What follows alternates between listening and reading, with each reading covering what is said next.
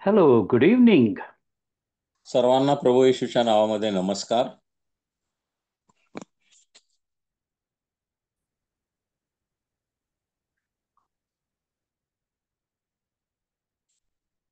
Wonderful name of Jesus. येशूच्या नावात या कार्यक्रमामध्ये आम्ही आपलं स्वागत करतो.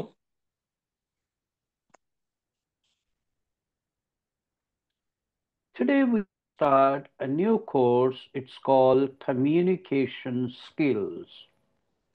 आणि आज आपण एका नव्या विषयाचा अभ्यास सुरू करणार आहोत आणि त्याचा मथळा किंवा त्याचं नाव आहे की देवाणघेवाण किंवा एकमेकांशी नातेसंबंध जोडण्याचे तत्व. Every day we communicate. प्रत्येक दिवशी आम्ही एकमेकांशी संबंध साधत असतो. Sometimes we communicate things that bring confusion and leads to conflicts. कधी कधी एकमेकांशी संबंध जोडताना संघर्ष उद्भवतो किंवा गैरसमजुती निर्माण होतात. So Bible put a lot of emphasis on clear communication. आणि व्यवस्थित किंवा योग्य नातेसंबंध किंवा संबंध जोडण्याबाबत पवित्र शास्त्र आम्हाला स्पष्ट सूचना देत असतं. So this is very important to avoid all kind of confusion. सर्व प्रकारचा गोंधळ टाळण्यासाठी हे महत्वाचं आहे. And not only to avoid confusion, but to bring the message across very clearly. आणि फक्त गोंधळ दूर करणं एवढाच यात भाग नसून सर्व गोष्टी स्पष्ट करणं हे देखील महत्वाचं आहे. So we are going to read a couple of Bible verses that explain the importance of communication. आणि म्हणून हे संबंध जोडण्याबाबतची जे तत्व आहेत त्यासाठी काही आपण शास्त्रवचन वाचणार आहोत. So let's read James chapter 1 and verse number 19. आणि याकोबाचं पत्र याचा पहिला अध्याय आणि 19 वचन वाचूया. याकोब 1:19. माझ्या प्रिय बंधूनो, तुम्हास हे कळते तर प्रत्येक माणूस ऐकावयास तत्पर, बोलावयास धीमा व रागास मंद असावा. आमेन. So in communication, we have a sender, a message, and a receiver. आणि आता संबंध जोडण्यामध्ये 3 गोष्टींचा अंतर्भाव होतो. जो संबंध जोडू पाहतो तो व्यक्ती, तो संबंध स्वीकारणारा व्यक्ती आणि त्यामधला नातेसंबंध. So here Bible gives us advice that we should be quick to hear. या ठिकाणी पवित्र शास्त्र आम्हाला सांगतं की सर्व गोष्टी ऐकण्यासाठी आम्ही तत्पर म्हणजे तयार असलं पाहिजे. And of course, when we fail to hear or we don't hear properly, then it also creates many confusion. जर आम्ही ऐकण्यामध्ये चूक केली किंवा योग्य प्रकारे योग्य रीतीनं इतरांचं बोलणं आम्ही ऐकलं नाही तर त्यामध्ये गोंधळ निर्माण होऊ शकतो. And then the Bible gives us advice slow to speak. बोलण्यामध्येही आम्ही कशा प्रकारे बोललं पाहिजे पवित्र शास्त्र आम्हाला सांगतं. And once we slow to speak slowly, we clearly communicate our message. आणि आम्ही योग्य रीतीनं म्हणजे शांतपणे आणि हळूवार रीतीनं जर बोललं तर जे काही आम्हाला सांगायचं आहे ते इतरांना स्पष्टपणे समजून घेता येईल. Then the listener has time to process that message. आणि जो ऐकणारा व्यक्ती आहे त्याला ते नीट समजण्यासाठी आम्ही हळूवारपणे शिस्तीत बोलणं आवश्यक आहे. Let's read Ephesians chapter 4 and verse number 29. इफिसकराचा 4 अध्याय आणि 29 वचन. इफिस 4:29 आपण वाचूया. तुमच्या मुखातून कसलेच कुजके भाषण न निघो, पण गरजेप्रमाणे उन्नती करता जे चांगले तेच मात्र निघो, यासाठी की तेणे करून ऐकणाऱ्यांना कृपादान प्राप्त व्हावे. आमेन. And here we find that we shouldn't communicate corrupt words. या ठिकाणी आम्ही इपिस्कराच्या पत्रामध्ये वाचतो की कुचके भाषण म्हणजे भ्रष्ट भाषा आणि वाईट भाषा आमच्या मुखातून कधीही निघता कामा नये. We communicate things that build things up, build people up. आणि इतर लोकांची उन्नती होण्यासाठी जणू काय त्यांची भरभराट करण्यासाठीचे शब्द आम्ही नेहमी बोलले पाहिजे. Then in Proverbs chapter 15, verse number 1, it says, नीतिसूत्र याचा 15वा अध्याय याच पहिलं वचन. नीतिसूत्र 15:1 आपण म्हणूया. सुज्ञाची जिव्हा सुज्ञान वदते, मूर्खाच्या मुखातून मूर्खता बाहेर पडते. so a soft answer turns away wrath, anger. आणि ज्यावेळेला आम्ही योग्य प्रकारे बोलतो, हळवार प्रकारे बोलतो, त्यावेळेला आम्ही रागापासून जणू काही दूर राहतो. But a harsh word will stir up anger. पण जर आम्ही वाईट पद्धतीनं बोललो तर त्यामधून रागाची निर्मिती होऊ शकते. Then we find in Colossians chapter 4 and verse number 6. गलतीकरास 4 अध्याय पहिलं वचन. कलसे 4:1 आपण वाचूया. कलसीकरास याचा 4 अध्याय पहिलं वचन. धन्यानो, तुम्हासही स्वर्गात धनी आहे हे लक्षात बाळगून तुम्ही आपल्या दासांबरोबर न्यायानं व समतेने वागा. आमेन. So here the Bible says, let your speech, the way you speak, it must be gracious. या ठिकाणी पवित्र शास्त्र सांगतं की आमच्या मुखातून निघणारे जे शब्द आहेत ते नेहमी हळुवार असले पाहिजेत आणि इतरांची उन्नती करणारे असले पाहिजेत.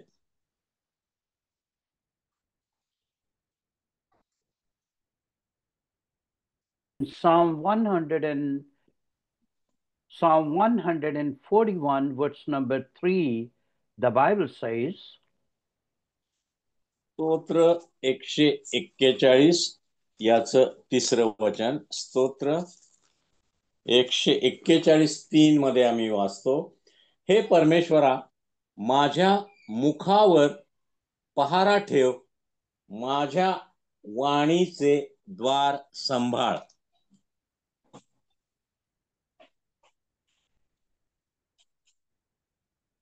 आमेन. very good prayer. It's very good prayer. Set a guard, O Lord, over my mouth. Keep आणि watch स्तोत्रकर्ता over the door of my lips. या ठिकाणी स्तोत्रकर्ता एक उत्तम प्रार्थना करत आहे. तो परमेश्वराला म्हणत आहे, हे परमेश्वरा, माझ्या तोंडावर, माझ्या मुखावर किंवा माझ्या बोलण्यावर पहारा ठेव आणि माझ्या वाणीचे द्वार म्हणजे माझे ओठ, माझे मुख सांभाळ, त्याचं रक्षण कर. Proverbs chapter 12 and verse number 18 says, नीतिसूत्र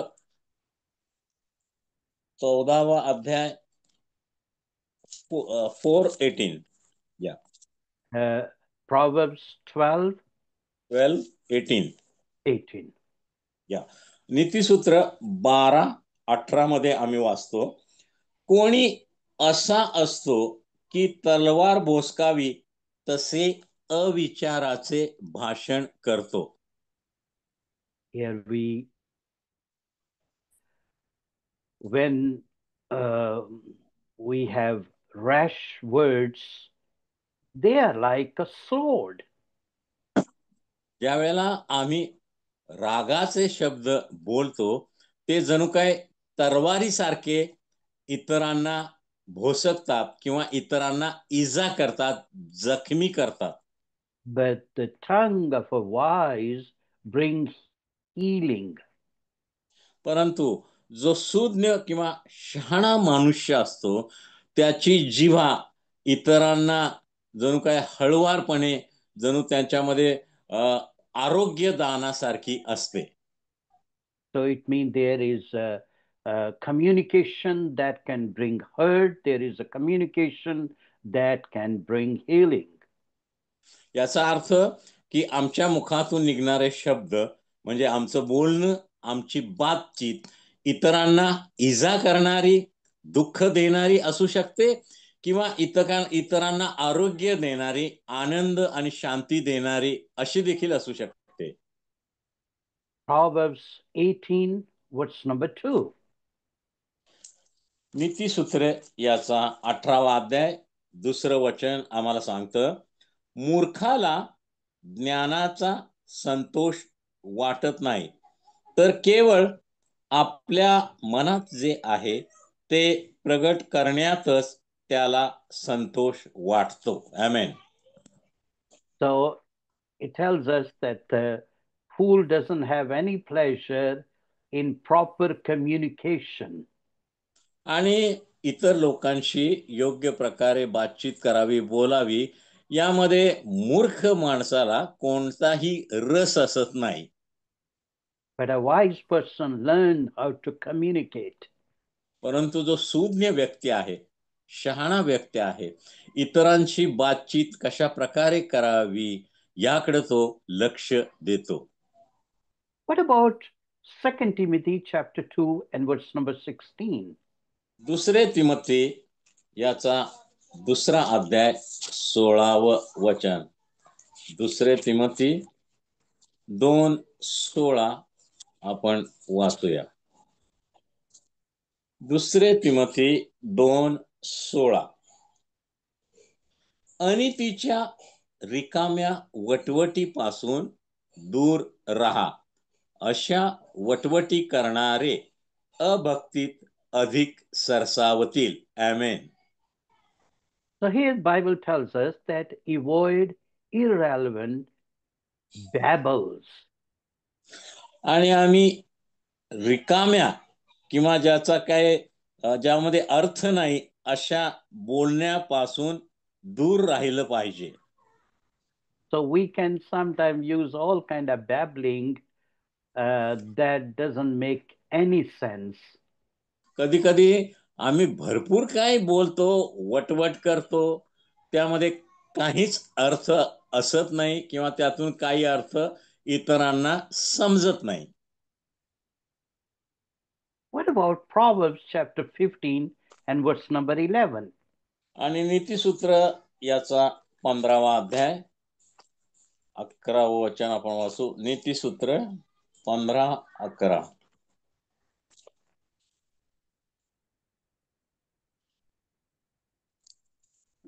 नीतिसूत्र 15:11. अधोलोक आणि विनाशस्थान ही परमेश्वराच्या दृष्टीपुढे आहेत, तर मग मनुष्य जातीची अंतःकरणे त्याच्या दृष्टीपुढे किती जास्त असली पाहिजेत. धर्मनिंदकांचा वागदंड आवडत नाही, तो ज्ञानाकडे जात नाही. आमेन.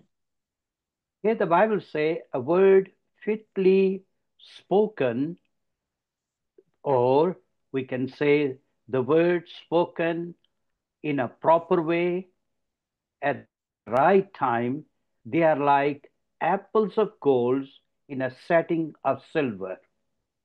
हा.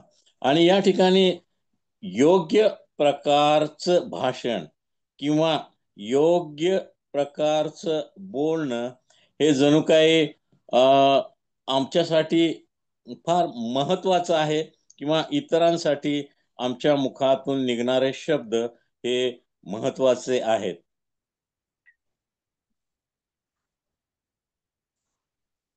Here we find Proverbs chapter 10 and verse number 19. नीतिसूत्रे 10:19 मध्ये आम्ही वाचतो. नीतिसूत्रे 10:19. फार वाचाळता असली म्हणजे पापाला तोटा नाही, पण जो आपली वाणी स्वाधीन ठेवतो तो शहाणा. So here we learn that when the words are many, you just keep on talking, whether it makes sense or not, whether it's relevant or irrelevant. We just keep using the words. Then there will be some Possibility. problem. It will या create problem. या ठिकाणी आम्ही वाचतो की आम्ही फार बडबड केली, वटवट केली, ज्यामध्ये कोणताही अर्थ नाही, तर त्यामधून पापाचा उगम होऊ शकतो, किंवा त्यामधून अनर्थ उद्भवू शकतो. But the one who is very careful using his word is wise. पण जो आपले शब्द जपून वापरतो, योग्य प्रकारे बोलतो, तो व्यक्ती सुज्ञ किंवा शहाणा असतो. Proverbs 16, verse number 23. नीतिसूत्रे 16:23 वचन आम्ही वाचतो. ज्ञानाच्या हृदयापासून त्याच्या मुखास शिक्षण मिळते, ते त्याच्या वाणीत ज्ञानाची भर घालिते. The heart of a wise make his speech judicious, clear, हा. जो fair. शहाणा व्यक्ती आहे, तो आपल्या मुखाद्वारे जणू काय शिक्षण घेतो, किंवा अधिक शहाणा बनतो, किंवा ज्ञान संपादन करतो. And that's why the Bible says, Proverbs 18, verse number 21, नीतिसूत्रे 18:21 मध्ये देखील पवित्र शास्त्र आम्हाला सांगतं, जिभेच्या हाती मृत्यू व जीवन ही आहेत, तिची आवड धरणारे तिचे फळ भोगतील. that's very serious word. आणि हे फार गंभीर आहे. In life and death, in the power of tongue, how we communicate. आणि आमच्या मुखामध्ये किंवा आमच्या बोलण्याच्या द्वारा मृत्यू किंवा जीवन हे जणू काय बाहेर पडतात. And those who love it will eat its fruit either way. आणि मग त्याची आवड धरणारे त्याप्रमाणे त्याचं फळ भोगतील, किंवा त्याप्रमाणे त्यांना त्याचं फळ प्राप्त होईल. And that's why we find the prayer in Psalm 19, verse number 14. आणि स्तोत्र 19 याच्या 14व्या अध्यायामध्ये हीच प्रार्थना स्तोत्रकर्ता करत आहे. 19:14. हे परमेश्वरा, माझ्या दुर्गा, माझ्या उद्धारका, माझ्या तोंडचे शब्द व माझ्या मनचे विचार तुला मान्य असो. So let the words of my mouth, what I say, would be acceptable in your sight. आणि स्तोत्रकर्ता कशा प्रकारे प्रार्थना करतो की माझ्या मुखातून बाहेर पडलेले शब्द आणि माझ्या मनामध्ये असलेले विचार हे परमेश्वरा तुला मान्य असोत. And what we try to communicate, it also starts with our thinking.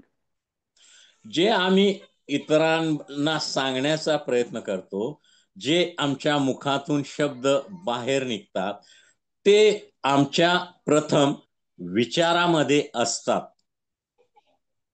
You know, communication affect our lives. आणि आम्हाला माहित आहे की आमचं बातचीत, आमचं बोलणं आमच्या जीवनावर बराच प्रभाव टाकतं. It raises leaders. आणि याद्वारेच पुढाऱ्यांची जडणघडण होऊ शकते. It affects our relationship. आणि आमच्या बोलण्याद्वारे आमच्या नातेसंबंधावर देखील त्याचा परिणाम होऊ शकतो. It affects our family life. It affects our marital life. It affects our relationship with our friends. आणि आमचे मित्रमैत्रिणी किंवा आमचं कौटुंबिक जीवन, आमचं सामाजिक जीवन याच्यावर देखील त्याचा परिणाम होऊ शकतो. And as I said, it starts sender and with the message and with the receiver. आणि मी सुरुवातीला सांगितल्याप्रमाणे बोलण्यामध्ये 3 गोष्टी आहेत.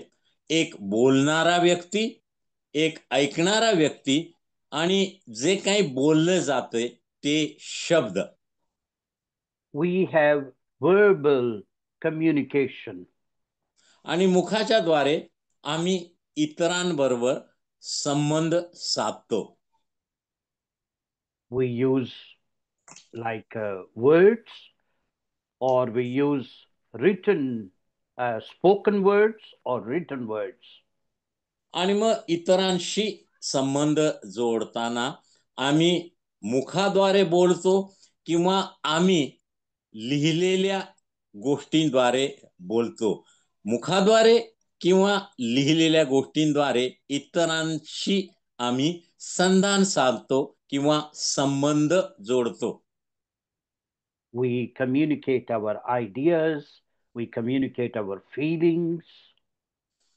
आमच्या मनामध्ये असलेल्या भावना किंवा आमच्या विचारांमध्ये असलेल्या कल्पना याद्वारे आम्ही इतरांना सांगण्याचा प्रयत्न करतो. Another way we communicate, it's not just we say, but how we say, our vocal, our tone of voice. आणि मग आमच्या मुखात असलेले शब्द जेवढे महत्वाचे आहेत तेवढेच कशा प्रकारे ते शब्द आम्ही इतरांपर्यंत पोहोचवतो, म्हणजे आमची मनोवृत्ती कशा प्रकारची असते बोलण्याच्या द्वारे हे देखील महत्वाचं आहे. I know in Middle Eastern culture, men like to speak um, loud. आणि मध्य आशिया खंडात असणाऱ्या देशामधले जे लोक आहेत ते नेहमी मोठ्या आवाजात बोलण्याचा प्रयत्न करतात. And that's just normal cultural thing, speaking आणि loud. त्यांच्या रूढीप्रमाणे परंपरेप्रमाणे ती सामान्य गोष्ट आहे. या I remember a very dear friend of mine, he got married to a Russian. आणि माझा एक मित्र आहे, त्यानं रशियन मुलीशी विवाह केला. And the wife was complaining that he speaks with such anger. He speaks so loud with such anger. आणि मग त्याच्या पत्नीला जाणवलं की तो खूप रागीटपणे बोलतोय किंवा त्याचे शब्द रागावल्यासारखेच असतात. And the man didn't mean anything bad. It was just his cultural thing to speak loud with high tone. पण तिचा नवरा आहे, त्याच्या नेहमीचीच ती भाषा आहे, मोठ्यानं बोलण्याची त्याची पद्धत आहे किंवा त्या परंपरेप्रमाणे तो बोलतो. पण त्याच्या बायकोला वाटतं की आपला नवरा नेहमीच रागावल्याप्रमाणे बोलतो म्हणून तो मोठ्याने बोलतो. But the wife was interpreting in this way that the husband is always angry. आणि पत्नीची अशी समजूत होते की माझा नवरा नेहमी रागावलेलाच असतो आणि रागीटपणानेच माझ्याशी बोलतो.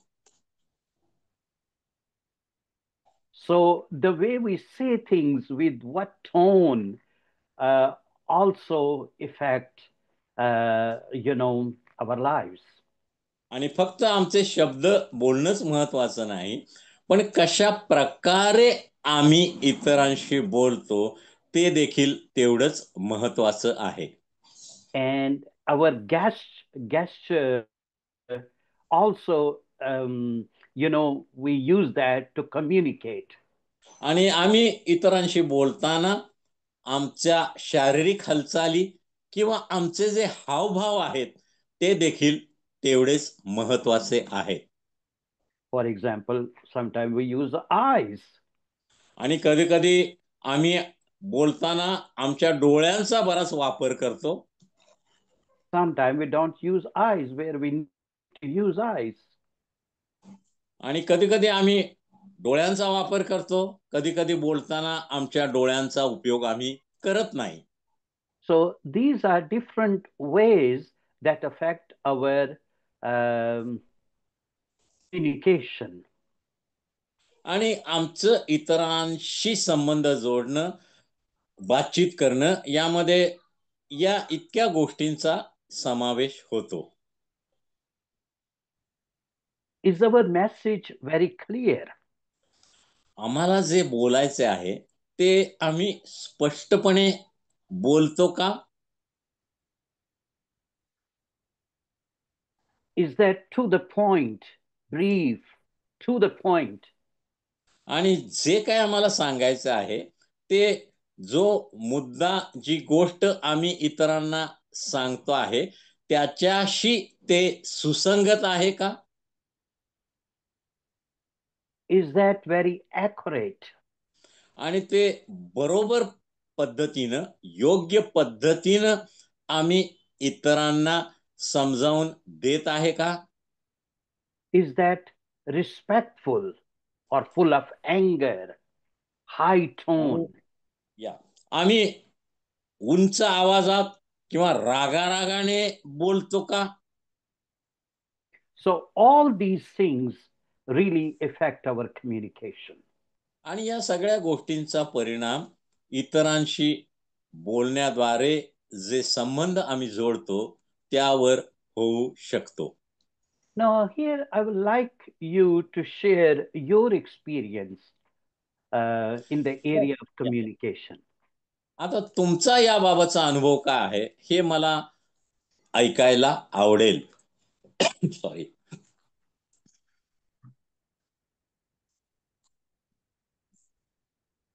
Let the student speak. Yes, please. आता विद्यार्थी हो, या बोलण्यामध्ये तुमचा काय अनुभव आहे की तुमच्याशी बोलताना किंवा तुम्ही इतरांशी बोलताना तुमचा काय अनुभव आहे, तुमची काय साक्ष आहे, थोडक्यामध्ये सांगायची आहे विद्यार्थ्यांनी. बोलण्यामध्ये तुम्हाला काय अनुभव आलेला आहे तुमच्या बोलण्याद्वारे किंवा इतर लोक तुमच्याशी बोलतात, मग घरामध्ये असेल, मंडळीमध्ये असेल, कामाच्या ठिकाणी असेल, बाजारामध्ये असतील, या बोलण्यामध्ये तुमचा काय अनुभव आहे विद्यार्थ्यांनी सांगायचा आहे. बोला.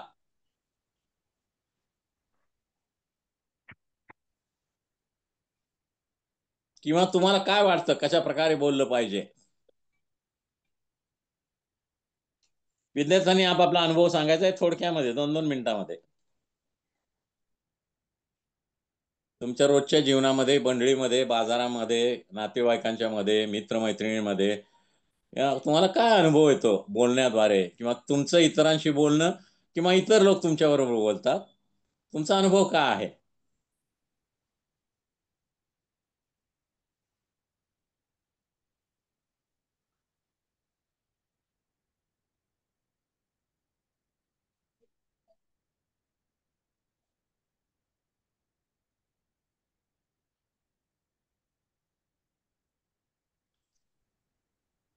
It's very difficult topic. Yes. Papa. It's Papa. difficult. Yeah. Pastor, I think that as we are here, Yeah. after our salvation and our born again experience also, the Yeah. main thing is we have to communicate Jesus or gospel. So we have to be very careful how we use our word. So Sure. within shortest time, we can learn to speak the message that will helpful in our gospel preaching also. Long stories, long testimonies, people don't want to hear, or they have no time. So within No. short time, Yes. we have to convey things in family also, in our workplace also, or in Sure. a gospel preaching also. Mhm.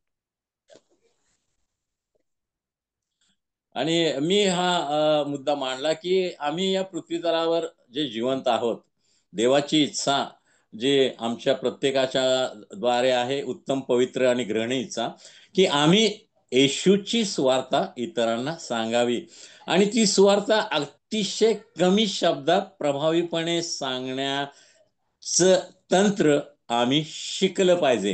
हे आपोआप येत नाही, ते थोडंसं शिकावं लागतं. आणि मग इतरांशी बोलताना देखील आम्ही कमी शब्दामध्ये बोललं पाहिजे. आजकाल धावपळीमध्ये लोकांना फारसा वेळ नसतो, आणि म्हणून कमी शब्दामध्ये आमचं बोलणं आम्ही इतरांपर्यंत पोहोचवण्याचा प्रयत्न केला पाहिजे. आमेन. So please share your experience. हा, विद्यार्थ्यांनी बोला, तुमचा अनुभव काय आहे मंडळीमधील, कामाच्या ठिकाणी, शाळा कॉलेजमधील, करिअरच्या ठिकाणी, किंवा बाजारच्या ठिकाणी, व्यवसायामधील तुमच्या बोलण्यातला अनुभव, किंवा इतर तुमच्याशी बोलतानाचा अनुभव काय तुम्हाला वाटतं, किंवा काय तुमचा अनुभव आहे, काय साक्ष आहे त्या संबंधी तुमची. विद्यार्थ्यांनी सांगायचे थोडक्यामध्ये, 2-2 मिनिटं बोला बोला. Praise the Lord. Praise praise the the Lord. Lord. या. हा. अ, जेव्हा आम्ही सुवार्थ सांगायला जातो किंवा आपण हम्म, रॅन्डमली आपण बोलत असतो लोकांच्या बरोबर, तेव्हा त्यातून हम्म, एक गोष्ट आपल्याला म्हणजे मला कळलेली आहे की जेव्हा आपण हम्म, त्यांना समोरच्या व्यक्तींना विश्वासात घेऊन किंवा आपण नम्र भाषेमध्ये आपण त्यांच्याबरोबर बोलतो, तेव्हा ती लोक आपल्याला जास्त प्रतिसाद देतात. आमेन, आणि आमेन. हा, या. जास्त प्रतिसाद दिल्यामुळे आपल्याला सोपं पडतं सुवार्थ सांगण्यासाठी. आमेन, आणि ते आमेन. पण तुम्ही म्हणता बरोबर आहे, कारण कमी शब्दामध्ये आणि आपली थोडीफार जरासे साक्ष सांगितल्यानंतर ना हम्म, म्हणजे आपल्या जीवनामध्ये असा जर चमत्कार झाला किंवा आपली साक्ष घडलेली आहे, त्यामुळे मी असं सांगत आहे लोकांना की येशू या. बद्दल. असं आपण जेव्हा त्यांना लोकांना सांगितलं जातं, तेव्हा ते देखील प्रभावीपणे आपल्याकडे अट्रॅक्ट होतात किंवा येशूकडे अट्रॅक्ट होतात. Amen, amen.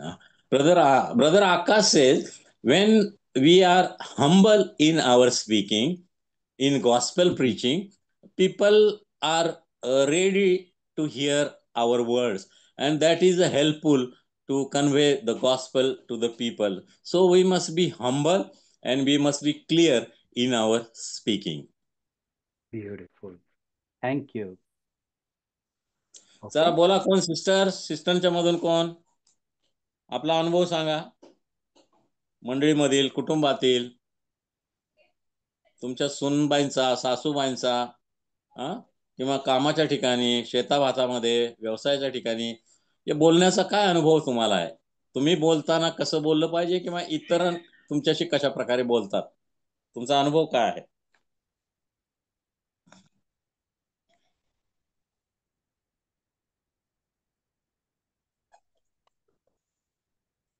सॉरी. सांगा विद्यार्थी, लवकर लवकर, 2-2 मिनिटांमध्ये, वेळ कमी आहे आपल्याकडे.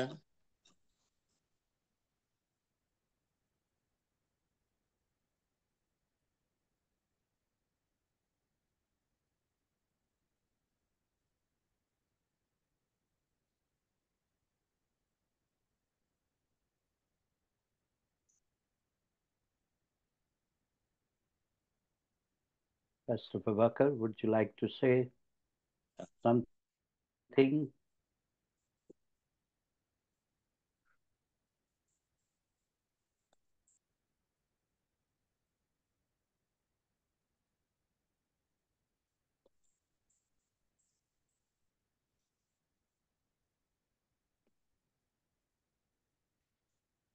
And in this course, we will also learn Jesus's way of communication. आता या विषयाचा अभ्यास करताना प्रभू येशू ख्रिस्त या पृथ्वी तलावर असताना तो कशा प्रकारे इतर लोकांशी बातचीत करत असे किंवा बोलत असे, त्यातील महत्वाची तत्व देखील आम्ही शिकणार आहोत. So I just want to give you little introduction of this course, but we will continue. आणि थोडीशी प्रस्तावना याद्वारे मी तुम्हाला देत आहे की या अभ्यासक्रमामध्ये काय काय गोष्टी आपण शिकायच्या आहेत.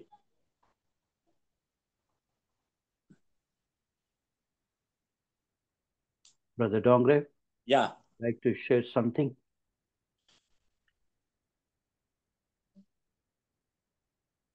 Yeah. One more thing about last time we have talking about faith of a child and childish things. Yeah. That is also why when we are talking to the children, we have to use the right words and right this behavior and emotions, because most children, they are very sensitive and they get hurt by our thing. We have to instruct them, but in a loving way, as you are saying that how Jesus talked to the people, how Jesus conveyed heavenly ideas to the earthly people. For children also, when we are I have my grandchild, and I talk much with him, and he asks so many questions, sometimes irrelevant questions with no meaning. But we have in gospel preaching also, people may ask irrelevant questions. Once one person asked me, "You say Jesus is a son of God, so who is God's wife? Jesus' mother?" Like that, some questions they are coming, but we have to be cool answering them, especially in gospel preaching. And in our home also, we are talking to kids, that affects them. So if we instruct them clearly but lovingly, they can hear. Not first time, but you repeatedly you tell them these are bad manners, we should not do like this, then they learn the things. Sure. Yeah. You can. गेल्या आठवड्यामध्ये आपण बालकांसारखा विश्वास आणि बाल्य सदृश गोष्टी या संबंधी थोडं ऐकलं.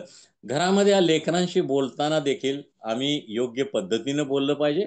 आम्ही त्यांना वळण लावलं पाहिजे. बऱ्याच वेळेला लेकरं चुकीच्या गोष्टी करतात आणि ते त्यांना समजत नाही. पण त्यांना वळण लावताना आम्ही ते प्रेमानं लावलं पाहिजे.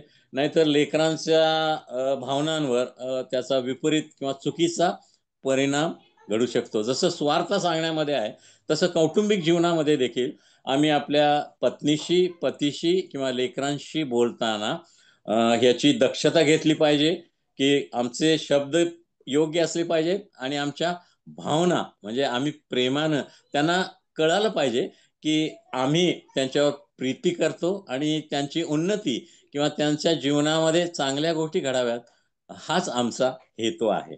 आमेन. Amen. Wonderful. Thank you very much for sharing. So, God bless you.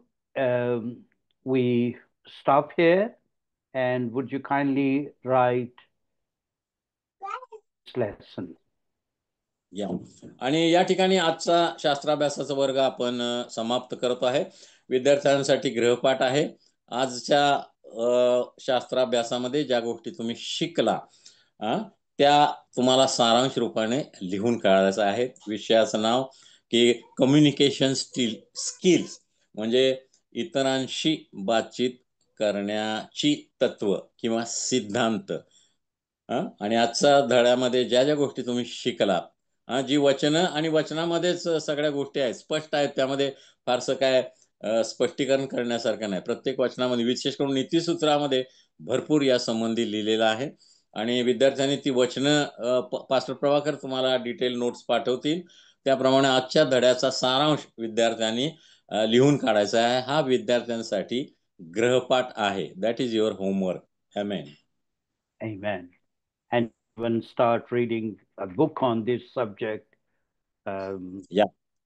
आणि या विषयावर तुमच्याकडे काही पुस्तकं तुम्हाला उपलब्ध असतील, काही लायब्ररीमध्ये किंवा इतर ठिकाणी, किंवा तुम्ही नेटवर देखील सर्च करू शकता. काही ख्रिश्चन बुक्स आहेत की प्रॉव्हर्बवरची नीतिसूत्रामधली पुस्तकं जरी असतील किंवा नीतिसूत्राच्या कॉमेंट्रीज, बायबलच्या कॉमेंट्रीमध्ये नीतिसूत्राची कॉमेंट्री म्हणजे जे भाष्यग्रंथ आहेत ज्याला आम्ही कॉमेंट्री म्हणतो, त्यामध्ये नीतिसूत्राच्या भाष्यग्रंथाचा देखील तुम्ही उपयोग करू शकता. त्या कॉमेंट्रीमध्ये, भाष्यग्रंथामध्ये जी वचनं आज आम्ही शिकलेले आहोत त्या वचनासंबंधी अधिक काय लिहिलेलं आहे ते देखील तुम्ही वाचू शकता. तुम्ही कॉमेंट्रीचा, भाष्यग्रंथाचा उपयोग करा. ऑनलाईन उपलब्ध आहेत तुम्हाला वेगवेगळ्या प्रकारच्या कॉमेंट्रीज किंवा भाष्यग्रंथ किंवा इतर काही पुस्तकं की आमचे बातचीत, काही अकॅडमिक पुस्तकं देखील आहेत जी ख्रिस्तीतर लोकांनी लिहिलेले आहेत की समाजामध्ये, कामाच्या ठिकाणी कसं तुम्ही बातचीत किंवा इतरांना सांगू शकता. अनेक वर्षापूर्वी माझी साक्ष आहे की माझी मुलगी जवळजवळ 15 वर्षापूर्वी ती शाळेमध्ये असताना कोल्हापूरमध्ये ते एक बेंगलोरमधून एक व्यक्ती आलेले होते आणि करिअर म्हणजे आपलं भवितव्य कसं घडवायचं, की कशा पद्धतीनं कोणत्या करिअर निवडायचं, कोणती शाखा निवडायची अभ्यासक्रमाची आणि कशा पद्धतीनं आम्ही आपलं करिअर करू शकतो यासंबंधी ते मार्गदर्शन करत होते. त्यामध्ये देखील हा विषय होता की कमीत कमी शब्दामध्ये जास्तीत जास्त अर्थ. आणि मग त्यांच्या त्या ठिकाणी परीक्षाही घेतल्या गेल्या. म्हणजे या कार्यक्रमामध्ये परीक्षाही होत्या की 20 सेकंदामध्ये तुम्ही आपली ओळख करून जायची. 21 सेकंद सुद्धा नाही झाले पाहिजेत, 20 सेकंदामध्ये तुम्ही आपली ओळख करून द्यायची. अशा प्रकारचे अकॅडमिक रीतीचे मध्ये देखील पुस्तकं उपलब्ध आहेत. ती देखील तुम्ही वाचू शकता की जगामध्ये करिअर करणारे लोक आहेत, पॉलिटिक्समध्ये असतील किंवा इतर ठिकाणी असतील, कॉर्पोरेट जगामध्ये असतील, कशा प्रकारे हे कम्युनिकेशन, हे काय बायबलशी संबंधित नाही, फक्त बायबल मधल्या गोष्टी सर्व जगातील लोकांशी संबंधित आहेत, हे आम्ही लक्षात ठेवलं पाहिजे. आणि म्हणून नेटवर जा आणि त्या संबंधी काही पुस्तकं आहेत का, पण बहुतेक पुस्तकं इंग्रजीमध्ये आहेत, ती वाचण्याचा प्रयत्न करा, अधिकाधिक त्यातून ज्ञान घेण्याचा प्रयत्न करा. Lovely. Thank you, Brother Donge. Wonderful. So God bless you. देव तुम्हाला आशीर्वाद देव. या आठवड्यामध्ये देव तुमचं सहाय्य करो, तुमचं मार्गदर्शन, तुमचं संरक्षण करो. पुढच्या आठवड्यामध्ये पुन्हा या विषयाचा अभ्यास करण्यासाठी आपण एकत्र येणार आहोत. तोपर्यंत bye bye. See you. See you. We going to log out and then we log in for the 4th year class. आणि And आता आपण हा वर्ग इथे family संपवतो आहे. life. या दुसरा वर्ग यानंतर सुरू होत आहे.